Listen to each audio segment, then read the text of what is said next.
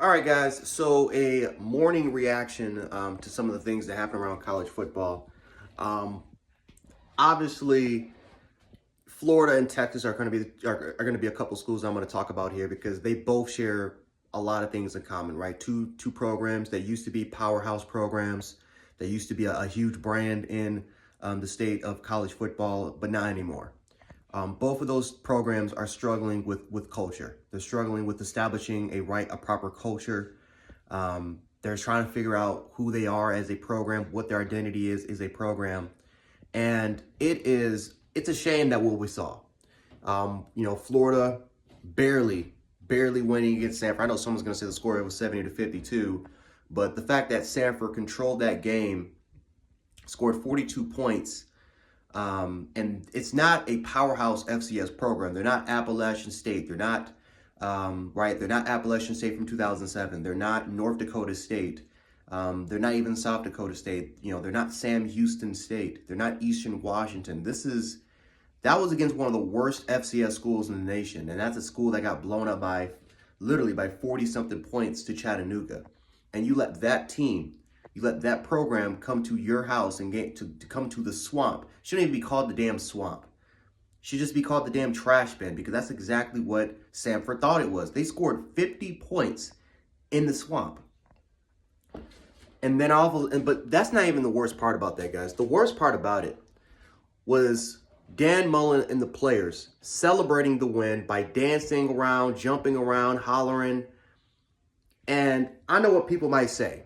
These are kids, right? These are 18 to 23-year-old kids that are just jumping around. They're just having a good time. They're college kids. Let them have fun. But you look at what Georgia, and I always use Georgia as a program, right?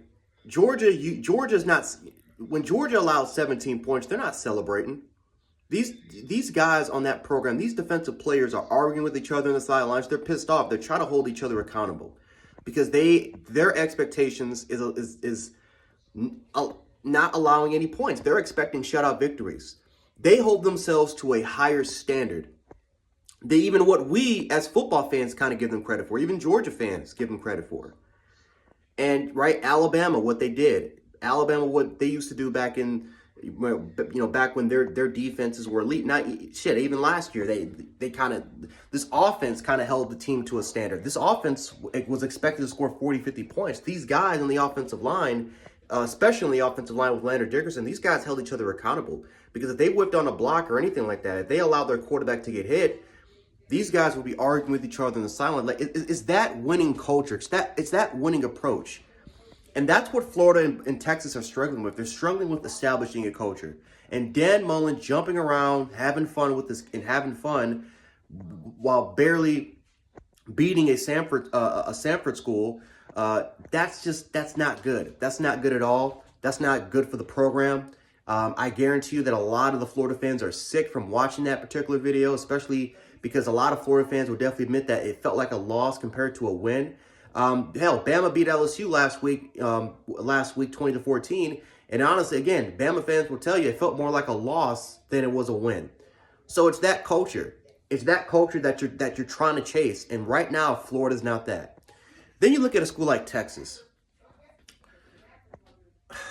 Texas is right now, this is the lowest of the low that you can get. This is their first not their first 5-loss season, but the first time that they lost 5 games in a row since 1956. Since 1956.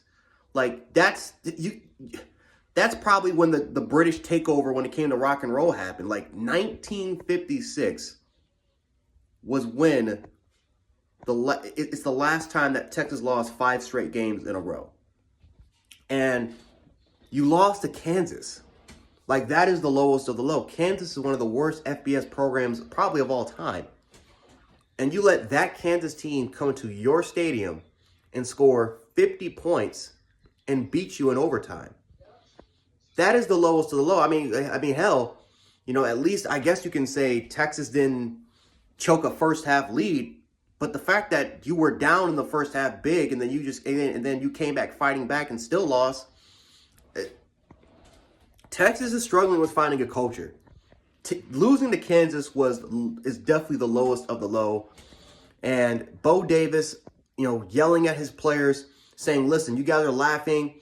Listen, we're not going to allow that shit here. You can take your ass to the transfer portal because we're not going to allow that shit here. That's the type of culture that Steve Sarkisian and this coaching staff is trying to allow. And the one thing that I definitely agree with, guys, is that Texas, they need to overhaul that damn locker room. A lot of those players need to go in the transfer portal. I think the funny part is that actually one of the players actually did go to the transfer portal. One of the receivers did go to the transfer portal.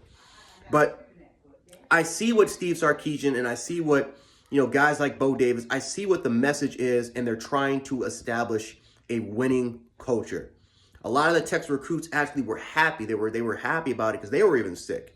And I can guarantee you that probably some of those players in that recruiting class was probably contemplating, hey, maybe I should kind of decommit. I don't want to go here because they can't develop me, right? Look at the Brockermeyer twins. You look at Quinn Ewers. They all said the same thing, was that we wanted to go to Alabama. We want to go to Ohio State because we know those programs will get us to the NFL. They know what the proper coach, they know that Nick Saban, no matter who it is, will have the proper coaching, and they'll develop me and they'll get me to the league. And they don't say this, and they don't really say that about Texas. So Texas has, again, I said this during the offseason, that Steve Sarkisian brought in a good staff. Steve Sarkisian brought in a bunch of guys that either won a national championship or was in the NFL that was a part of winning, or not winning programs, but again, they have a lot of NFL experience. They've been around a lot of good players, and they know what it takes to develop some of these guys. Now, maybe some of these coaches don't have I guess, the experience to really develop relationships with these type of kids. But when you have a guy like Bo Davis, who's a national champion, who's been around, who's one of the more respected coaches in college football, and he's yelling at these kids because he's trying to establish a culture.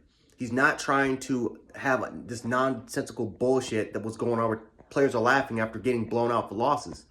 They're trying to establish a culture, and that's one thing you got to respect about Bo Davis and some of these. And he's not the only one, because we've heard from a lot of these coaches from this Texas roster that they feel the same way as Bo Davis.